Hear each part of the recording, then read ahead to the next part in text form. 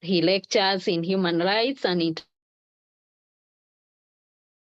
University of Eastern Africa. Mr. Richard to be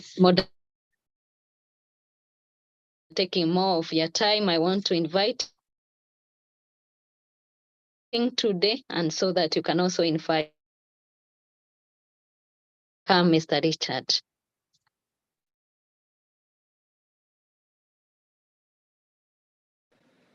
Thank you, Sister, for the opportunity to moderate this session. And thank you to all our participants to today's webinar on global public health. And our speaker, who I will introduce shortly, is going to be talking to us on how health and human rights would relate from a Christian perspective. His starting point is that human rights and health have always been defined within the context of the Universal Declaration of Human Rights and within the UN agencies, especially the World Health Organization, which are actually silent on the question of the Almighty God of all creation. So he will be leading us into what he thinks is the challenge we have at hand, and being a medical practitioner talking to people interested in theology, he would be interested, I'm almost sure, in receiving as much feedback as he can get.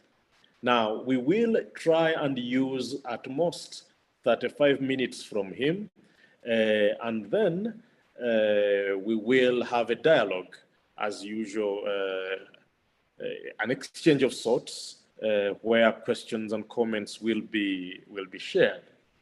Now, I will introduce our speaker. Dr. Wahome is insistent that his first qualification is being the husband of Dr. Mercy Wahome, whom he married in 1993. And he celebrates the fact that he's also a father of 3 children and a grandfather of 1 so far. He is a medical doctor since 1991.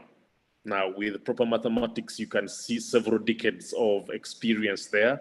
He is specialized in obstetrics and gynecology, and he's been doing so since the year 2000. He is the founding director of Mercy Health Services Limited, and this Health Services Limited, Mercy Health Services Limited, owns Mercy Medical Center. Those of us who are in Nairobi know that this facility is located at Cardinal Tunga Plaza Annex, and he consults in full-time private practice. He has served the church and church groups in various capacities. He is currently the chairperson of the Kenya Catholic Doctors Association, the commissioner of the Catholic Justice and Peace Department in his parish. He's the member of the family board of the Archdiocese of Nairobi. He serves on the board of directors for the Kenya Christian Professionals Forum, where he previously was the convener of the Life Committee, and is the chairman of a newly registered Shrine of Mary of Help of Christians, SACCO, Savings and Credit Cooperative Society, and is also a member of the board in charge of various companies, mission hospitals, and non-governmental organizations. Our speaker, Dr. Wahome Ngare, is passionate about the Christian engagement in bringing the kingdom onto planet Earth. When we pray, may thy kingdom come, he's interested in how Christians make the kingdom come and how it requires that we are involved in all spheres of influence, especially the family and socio-economic spheres. Dr. Ahome, you are welcome. Please go ahead and share with us the question of health and human rights with a Christian perspective. Thank you very much, Richard and Sister, for this opportunity. Let me share my screen.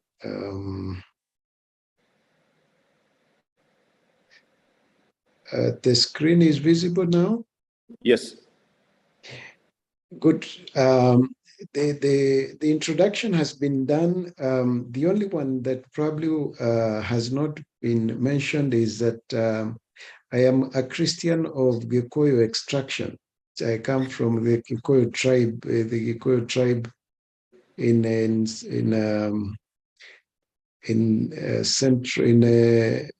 Ngare area of this beautiful country. I like to emphasize that because we all come to Christ from different cultures, and that's why I'm very passionate about how we must allow our Christian faith to shape our cultures so that we have the commonness of Christ. Now, the theme verse I have chosen, let me see if I can put this into.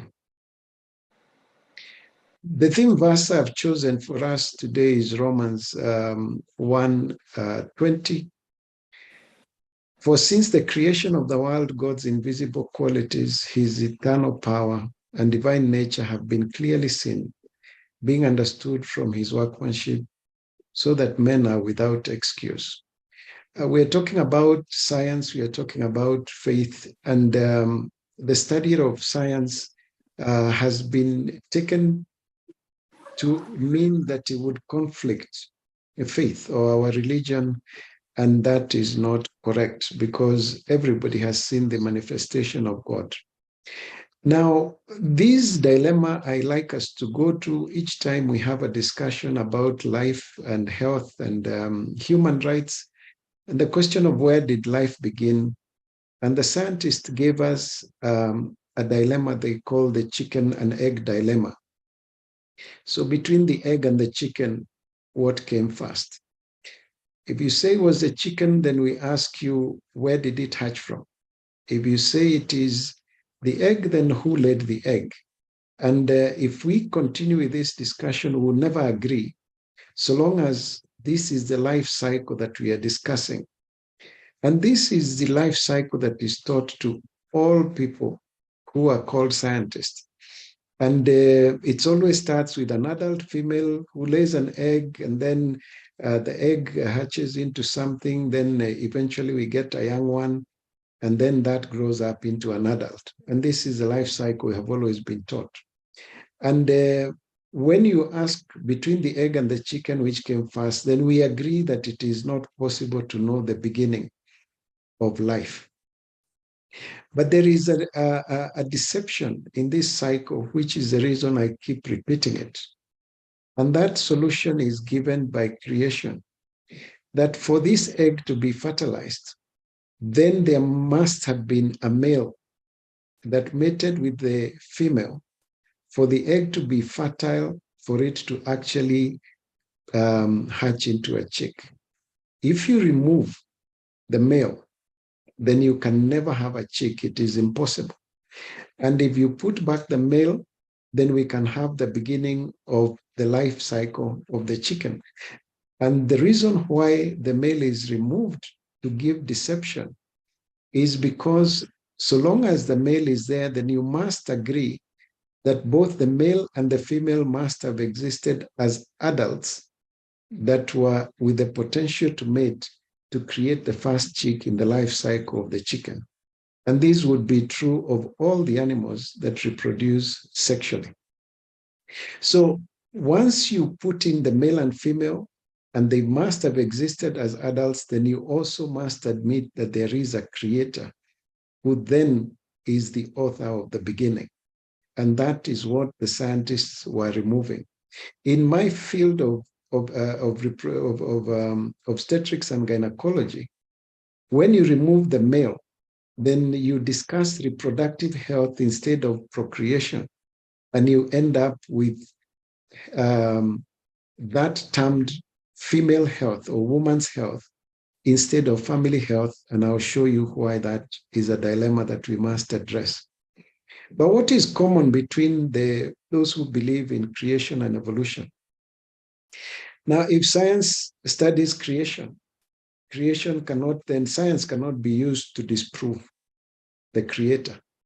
On the contrary, creation itself manifests a creator, like we have just learned.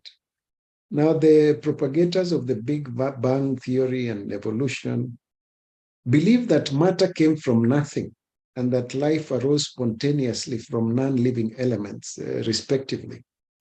And that being so, therefore, those who believe in the Almighty God of all creation and those who believe in the Big Bang and evolution theories accept by faith the supernatural beginning of the universe and faith.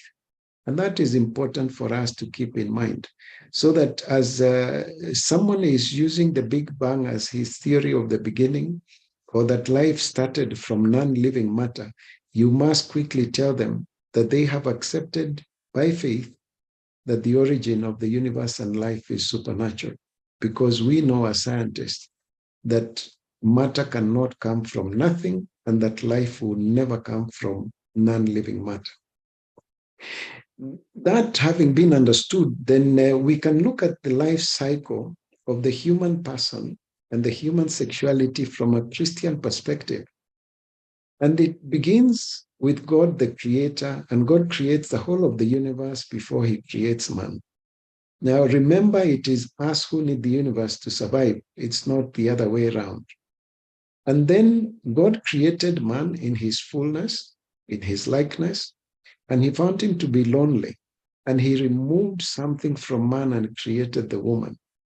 And from that point onwards, the human being has two persons, the male and the female. And the male represents half of human nature, but has everything that he requires to be a man. The woman represents the other half of human nature and has everything she needs to be a woman.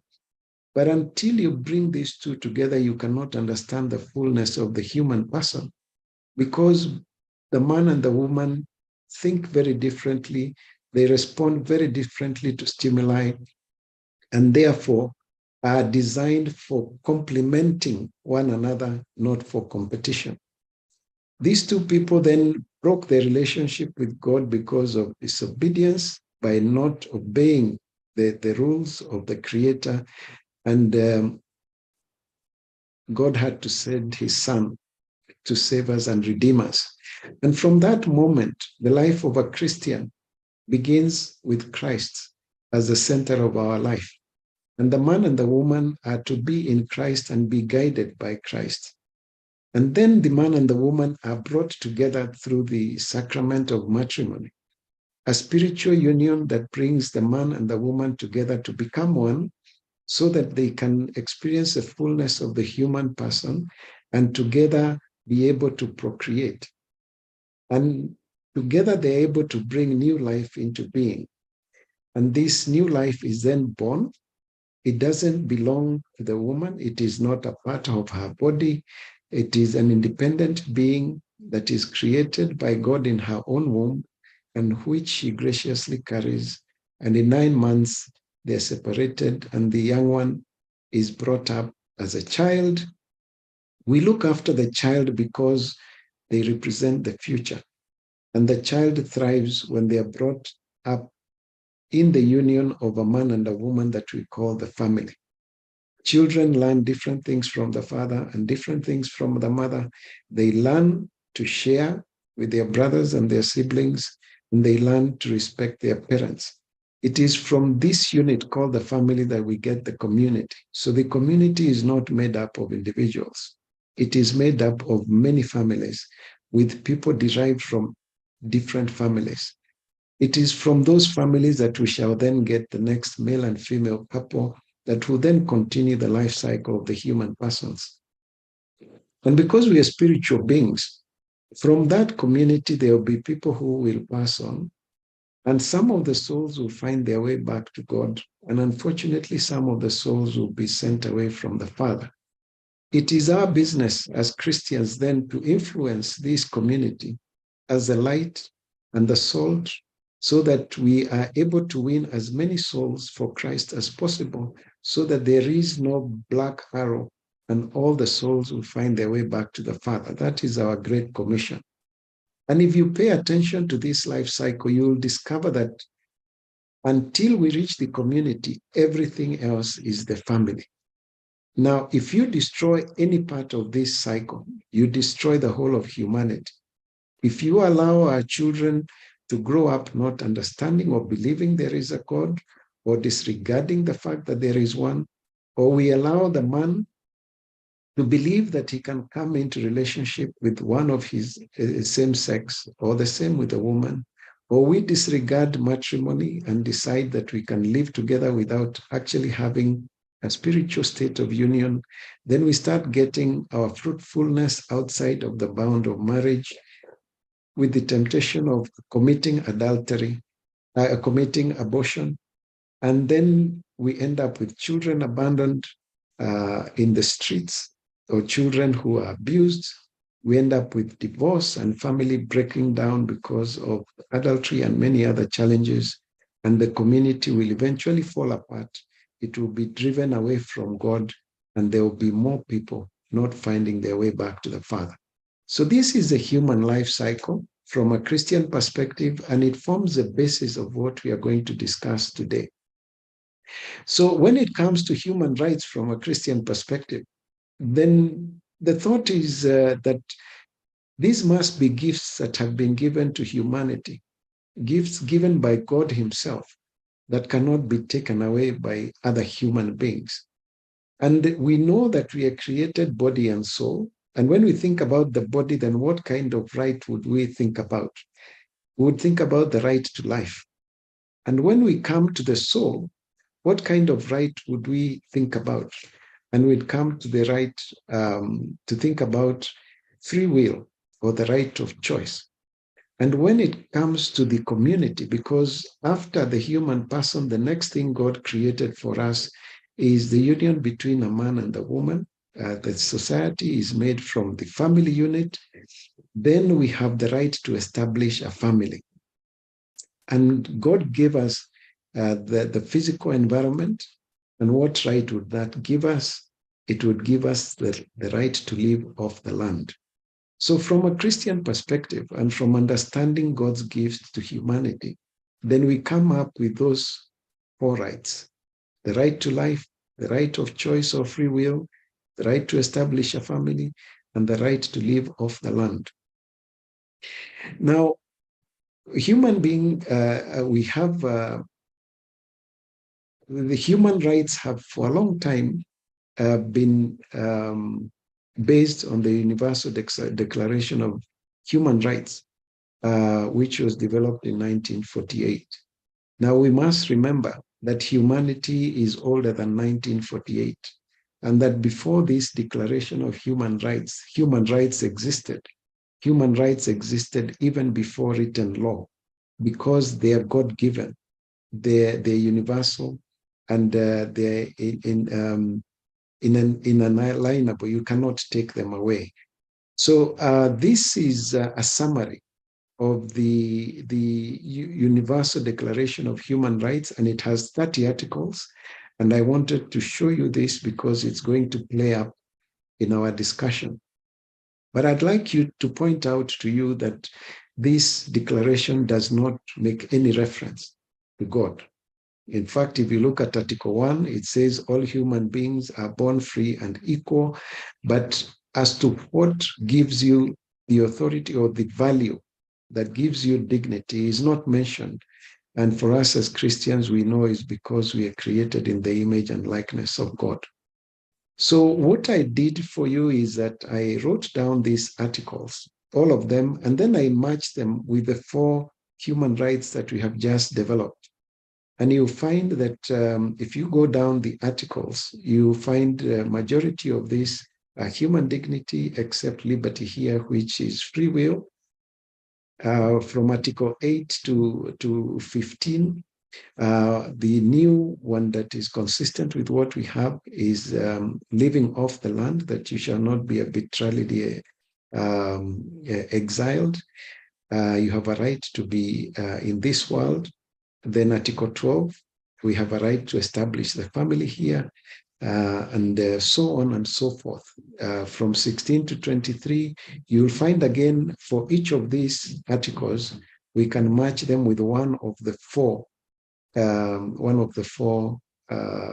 rights that we have just established.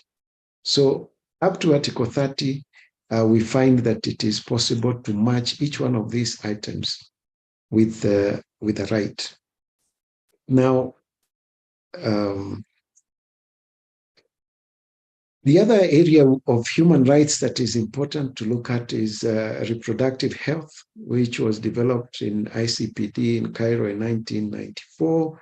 That's when it was introduced into our language. And ICPD defined reproductive health as a state of complete physical, mental, and social well-being, and not merely the absence of disease and infirmity in all matters relating to the reproductive system and its functions and processes.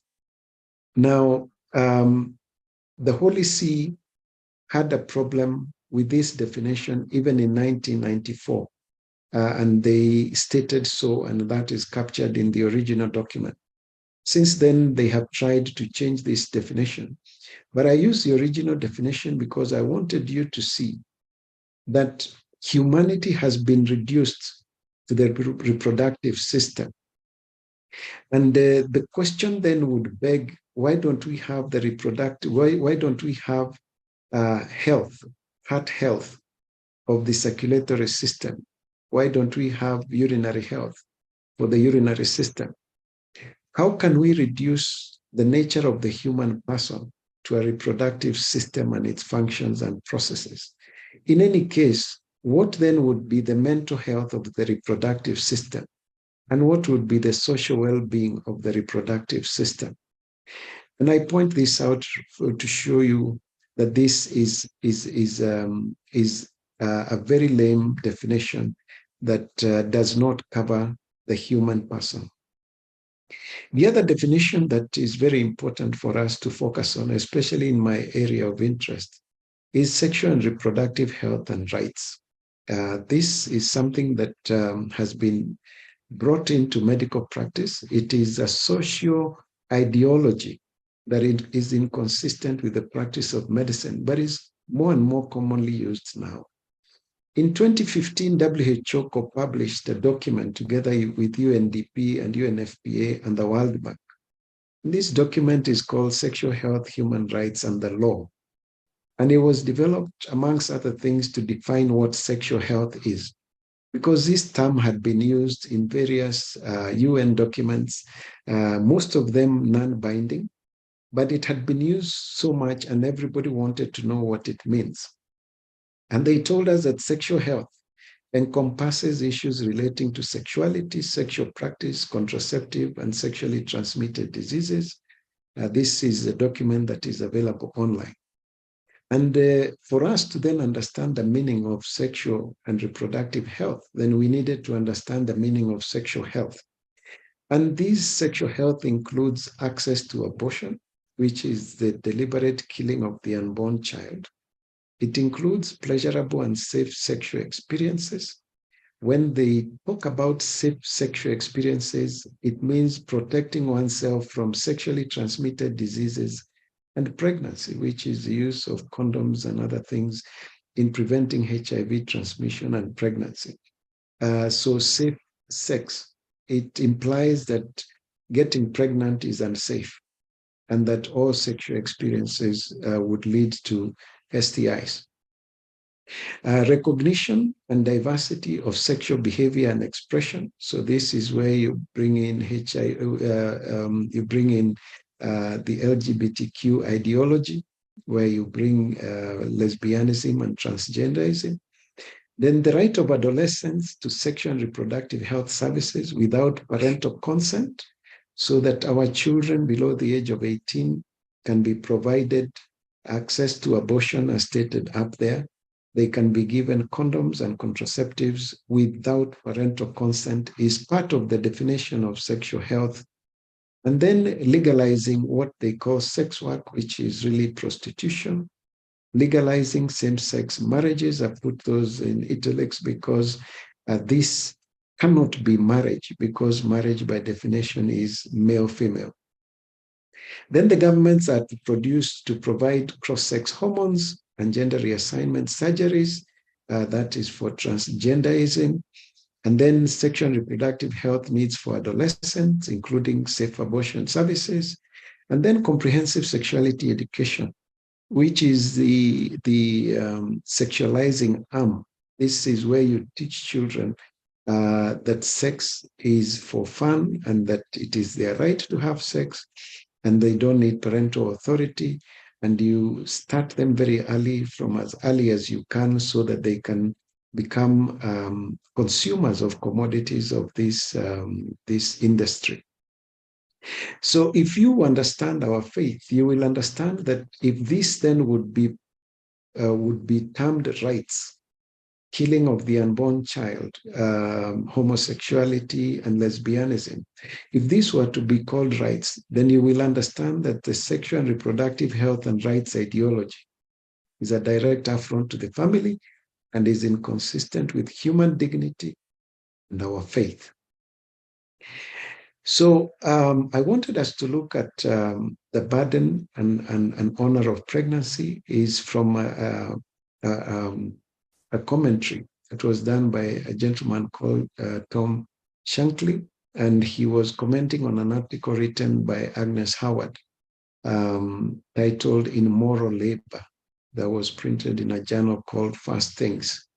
And I found it very, very nice because it explains to us the fullness of our sexuality and the fullness of the sexual act, that God creates a new soul, a child in the body of a woman, and that this implies a direct contact between God and the mother-to-be that is independent of the father. And this is a quote from Alice von Hildebrand. And then Pope John Paul II emphasized in his letter to families that man coming into being does not conform to the laws of biology alone, but also and directly with God's creative will, which is concerned with the genealogy of the sons and daughters of the human families.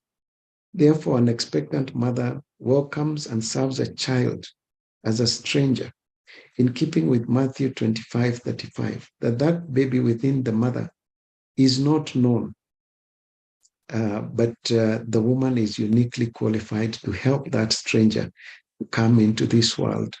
And when you look at this now in terms of comparison between reproduction and procreation, then you see that reproduction depends on industrial and mechanical metaphors about making copies of human species. So this would be more consistent to reference to IVF and those other services. But procreation roots sexuality and childbearing deeply within the relationship between the man and the woman, so that the sexual embrace of the husband and wife opens them to receive a child. It is open to life. And also in the relationship between the couple and God, because then the couple becomes co-workers or co-creators of a new human soul together with God. This is how we should approach our sexuality and procreation. We do not reproduce. We are not machines, and we are not farm animals. We procreate because in it there is working together with God, and it is an action of will.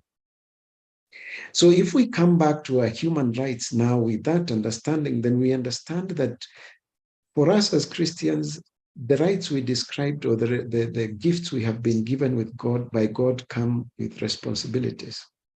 So free will does not mean that we will always make the right choice. And then rights, therefore, cannot be a license to do whatever we want. That rights must be limited by the rights of others.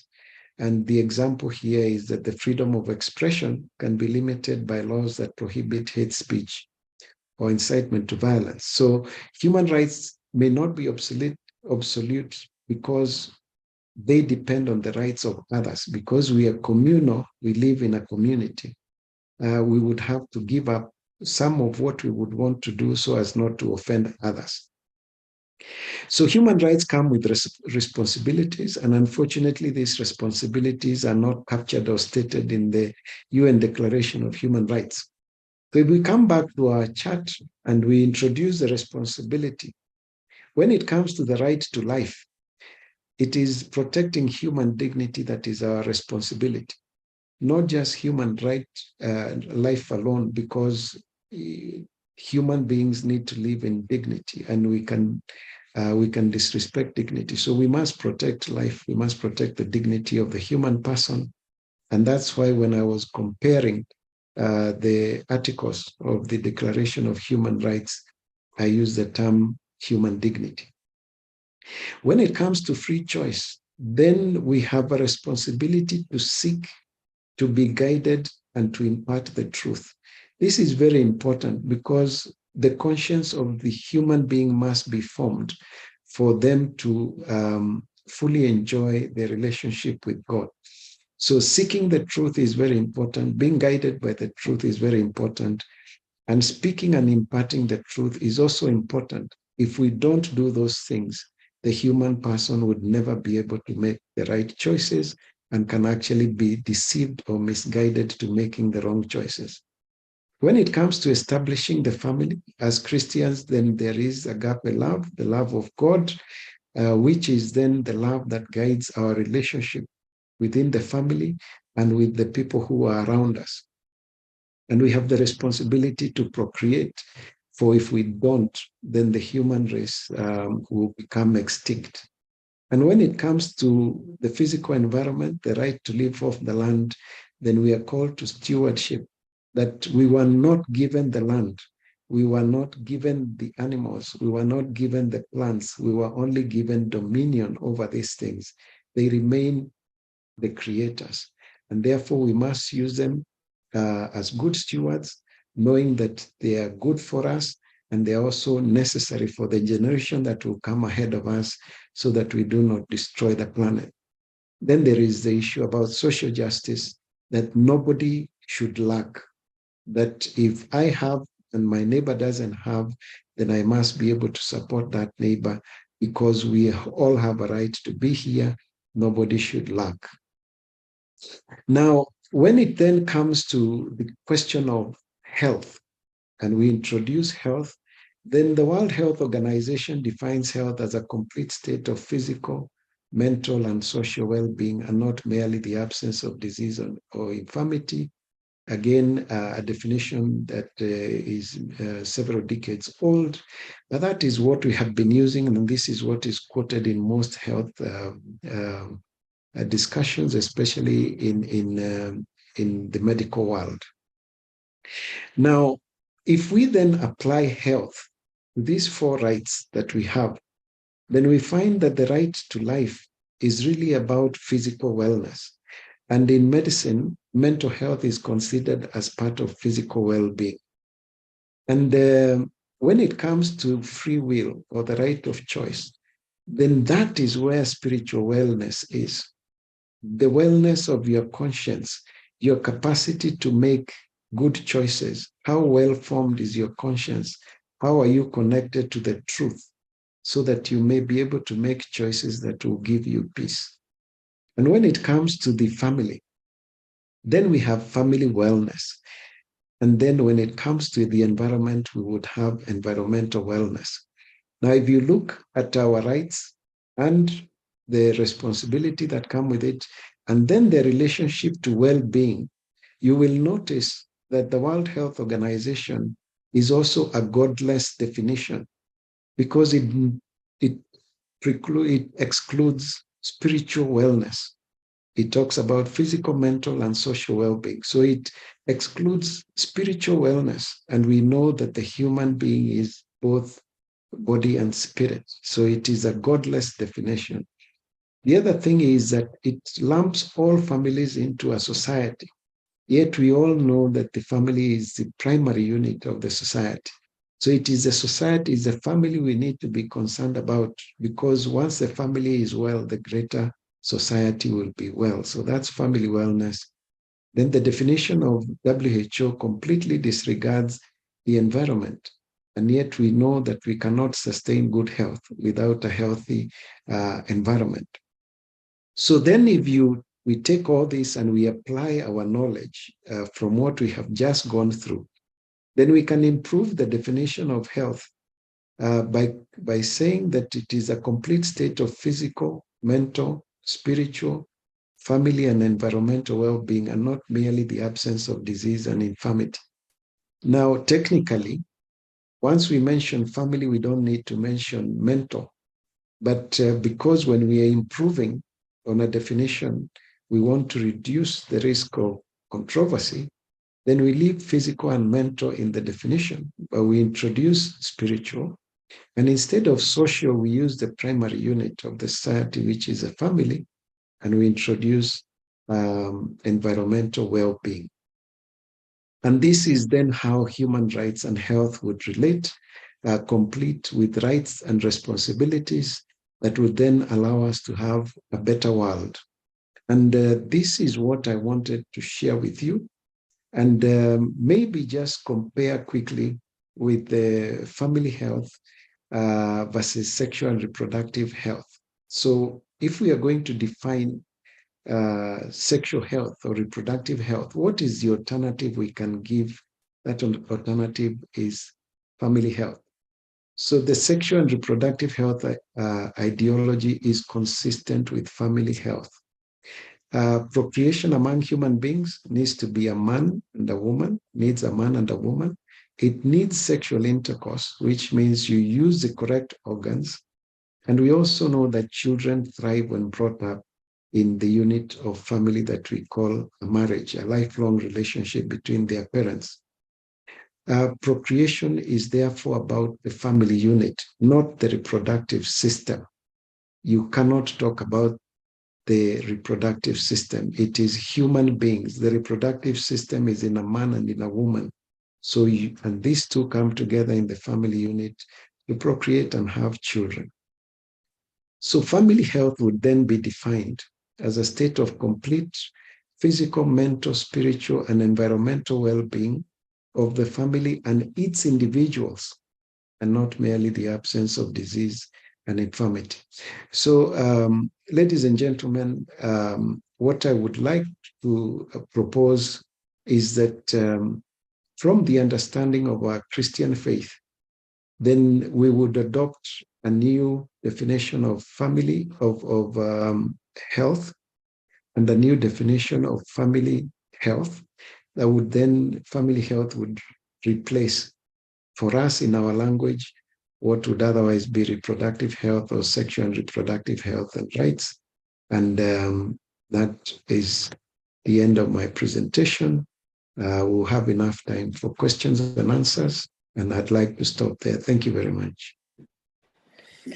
Thank you very much, Dr. Wahome, for that great treatise on the human life cycle, and also reminding us of the pre-Universal Declaration challenge, the fact that we always had human law as subservient to divine, eternal, and natural law, and that over a period of time we found ourselves redefining these principles and excluding God from the whole equation. We had encouraged people to post questions in the chat room. We encourage you to post questions and comments in the chat room so that we can have a dialogue. We have a few minutes left on us, so we could make use of them. We have Gloria Oko, who is thanking Dr. Wahome for this teaching. Many people are quite enlightened. So if you have a question or a comment, post it in the chat room, and we will have you identified. I see some hands already raised, and we will start with Reverend Father Pascal Mwakio. I hope you're still in Mombasa. How is Mombasa? Go ahead, Father Pascal. Thank you, very much, Dr. Paketo, and also thank you very much, Dr. Wahome. I am sure we have encountered each other, especially in the Kenya Christian Professional Forums, and I'm very happy to be part of this web tonight. So first of all, I would thank Dr. Wahome for this presentation, which is very important, especially in our Ministry of Healing, Health and Healing Unit of the PACTPAN. I would start by saying that the World Health Organization, especially in its constitution, which defined health back in 1946, just slightly 2 years before the Universal Declaration of the Human Rights, in its preamble, it says that the states parties to this constitution declare in the conformity with the Charter of the United Nations that the following principles are basic to happiness, harmonious relations, and security of peoples. So all the principles and the whatever have been mentioned in this charter and of the WHO regarding the health is in terms of happiness, harmonious relations, and security of all peoples. And you can agree with me that many people can claim anything for them to be happy and for them to be secure. So my first question is this one. On the definition of health in the WHO, can human beings really attain complete health? Can we not surrender life when we have done everything possible, especially as regards to the Christian teaching, surrendering our life to the Creator, than either doing everything which we cannot attain, as it is claimed in the right, sometimes even extending the life in futility, whether by just life support machines which are not adding anything, any value to life, or even sometimes we give up. We give up in the suffering and employ euthanasia or mercy killing when suffering is unbearable. Does suffering still have meaning to us Christians? And then the second question will be, when does the right to health of the mother start or end in reference to the right to life of the unborn, especially when there are emergency treatments of life or of health, when they are in danger, particularly in reference to the Kenyan Constitution, Article 26 and Article 43 regarding health? Thank you.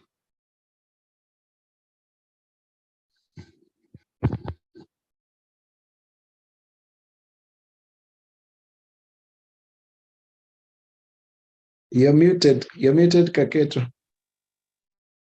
Sorry. Thank you, Father Pascal. I would like that we take all the questions and then you respond at the end.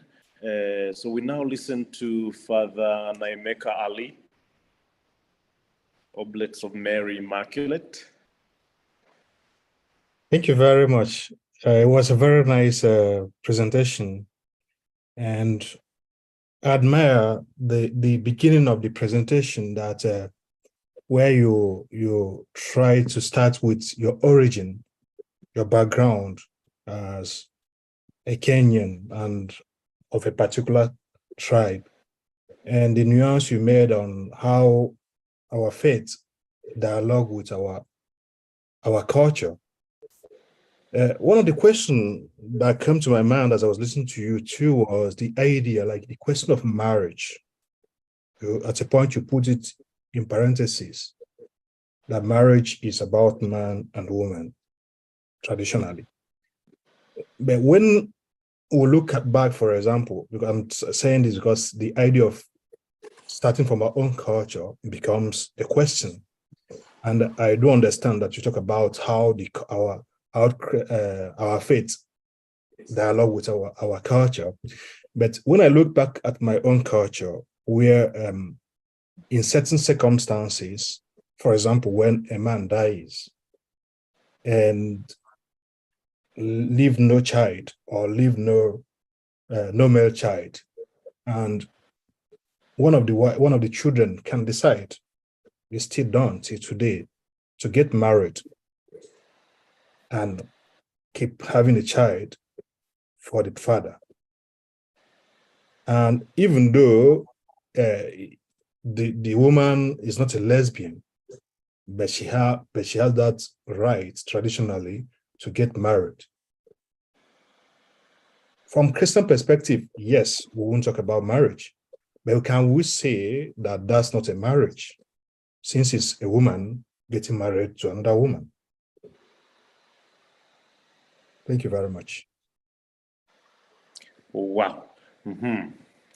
Okay, then the final question, at least I'm not seeing another hand.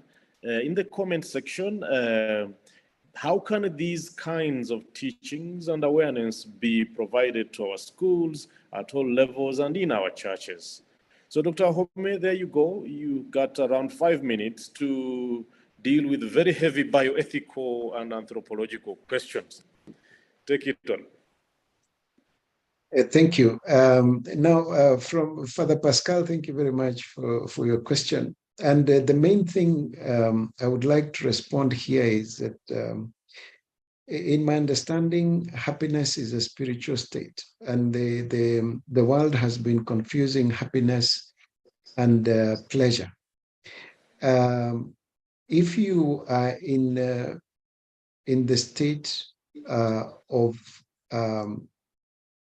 how would I put it? If your conscience is clear, then you attain the state of happiness.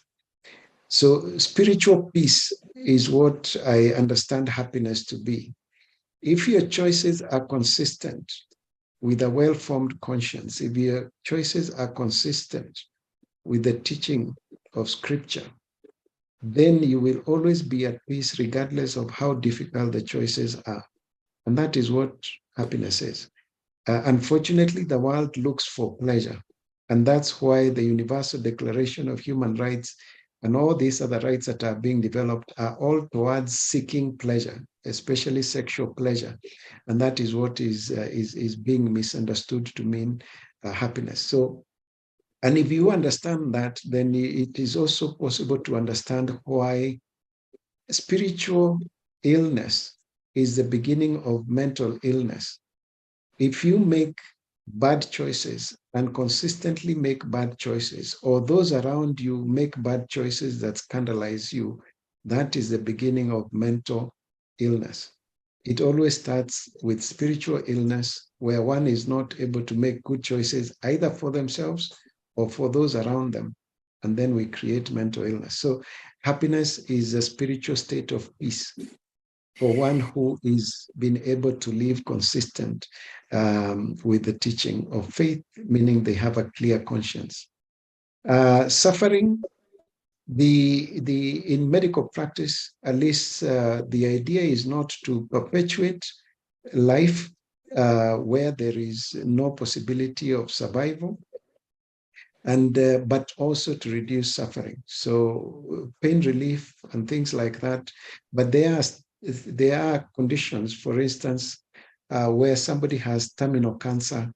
It is inhumane. In fact, it is medically unethical to put such a person on a life support machine, because if we have reached the end of the knowledge that we know of physical treatment, then it is important that we do not perpetuate the suffering of that person, increase the costs to the family, where we know that at the level of our understanding, there is not much more we can do. So taking care of a person who is having an end-of-life event and reducing their pain is what we do, not putting them on life support machines. Now, when it comes to the right to life of the mother and the right to life of the unborn child, the ethical principle is that we are looking after two lives. We are looking after the life of the mother and the life of the child. So we have 2 lives to worry about. But in the absence of the mother, it is almost impossible then to take care of the child, especially depending on the stage we call the gestation. How old is the pregnancy? And those are the things that we weigh. Now, there is no principle in medicine where the deliberate killing of the unborn child is prescribed as a solution to saving the mother's life. So that is something we must get very clear. And that is why the use of that term abortion is a problem. It is best that we describe what it is we intend to do. Because if it is terminating a pregnancy can be brought to an end in very many different ways. You can bring a pregnancy to an end by inducing labor in a mother who has high blood pressure, and you save both the baby and the mother. You can do a cesarean section for that mother who has very high blood pressure because the baby is premature, and you deliver the baby alive. But there is no diagnosis in medicine where you would write down a prescription and say, I am going to deliberately kill this unborn child in order to save the mother. That is a matter of fact. So when it comes to Article 26, 4 of our Constitution, then the question is, what does the term abortion mean in the Constitution of Kenya? Does the term abortion mean deliberate killing of the unborn child? Or does the term abortion mean termination of pregnancy? And our understanding is that abortion is an English word that means bring to an end or terminate.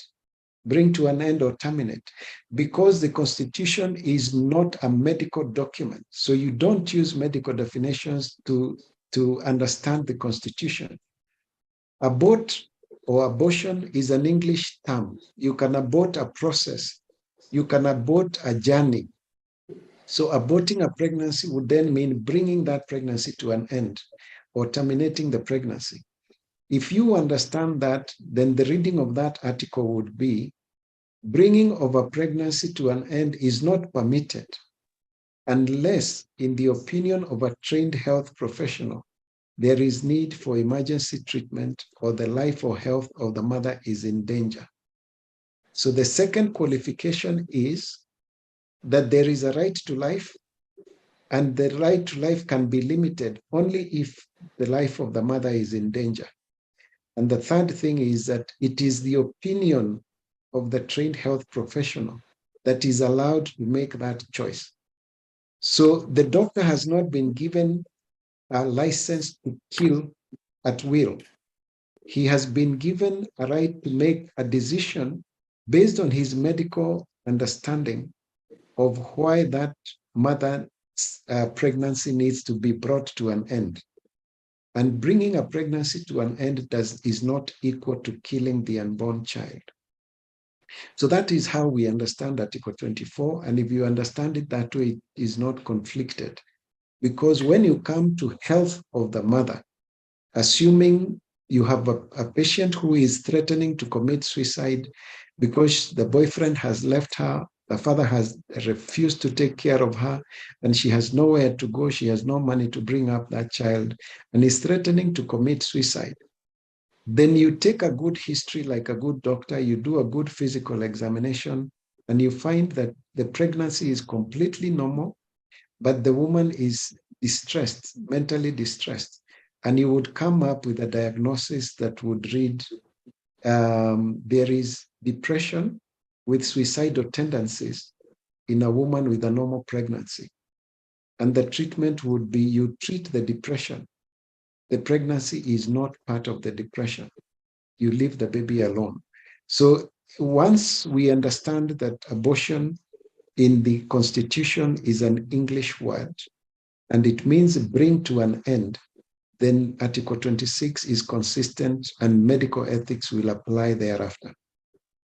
Now, Ali, the issue about our culture and marriage, that's a very good question. It's something that has bothered me over many years, and it took a while before this was put in perspective for me. And the gentleman who brought this home made a very simple suggestion. Once you come to Christ, then Christianity becomes your moral value. It is no longer your culture. But there are things within your culture that are good, that you do not need to throw away. And there are things within your culture that may not be consistent. So he advised that anybody who is coming to Christ, even the Jew, must break their culture into 3 practices. There are those practices that are not offensive to our faith. So if you find an African culture that is not offensive to our faith, like the way we name our children in my culture, we name our children after our parents, that is not offensive to faith. And the child can have a godfather, we can have a saint for the child, but there are names that are cultural, and the child would keep those names because it is not offensive to faith. Then there are cultural practices that were very well intentioned, but their practice is not consistent with our faith. And an example here would be what we used to call wife inheritance. So if a brother passes away and the elders of the community come together and he had young children, and they say, so and so, you're the one who is going to be the husband of this woman, so that the children have a father figure.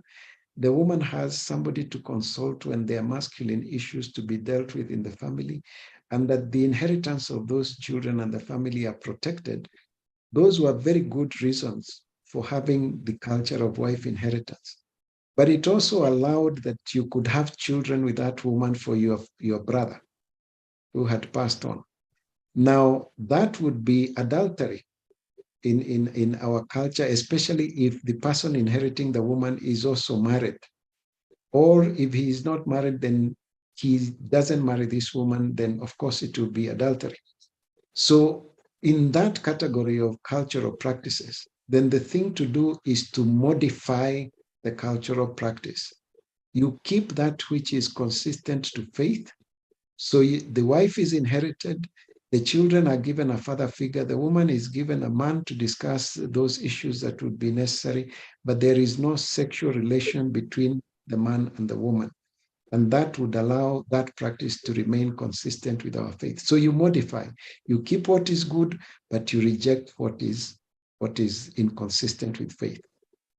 Now, the last category would be things that are completely inconsistent with faith. So for me, it would be polygamy. In our culture, we were allowed to have more than one wife. But in my faith, it is considered inconsistent with faith. So I have only one wife.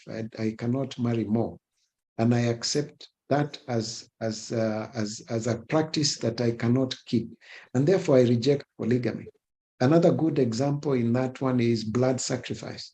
We used to sacrifice animals very much like the Jews. The blood would go to the ancestors who have gone before us.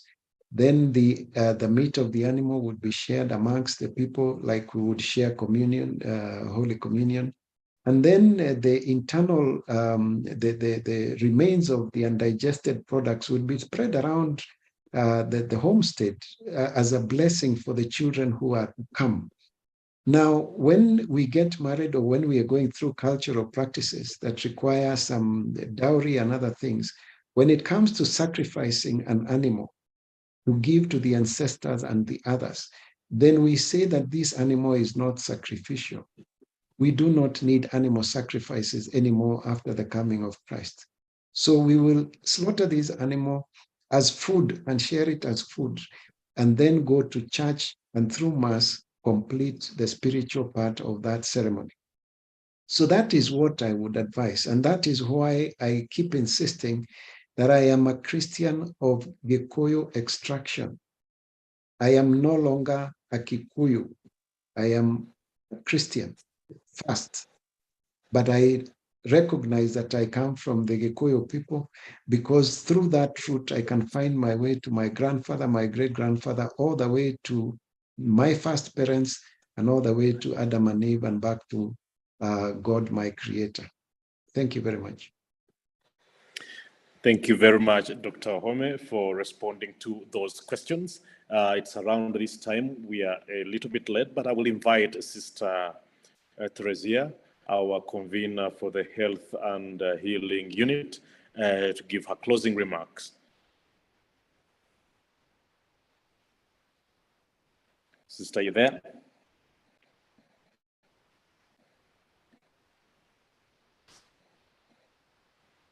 You can hear me? Yes.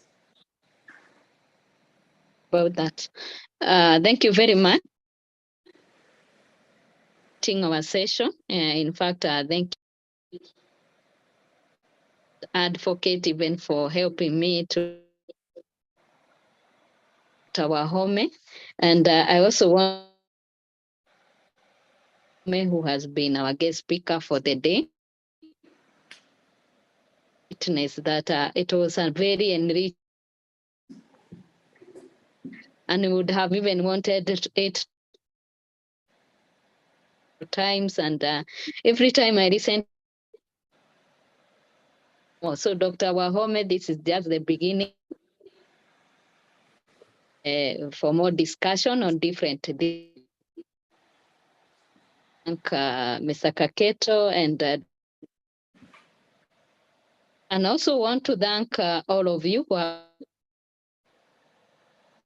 those who are listening to who are going to follow us through the YouTube. They thank all of you for your time today. And also I want us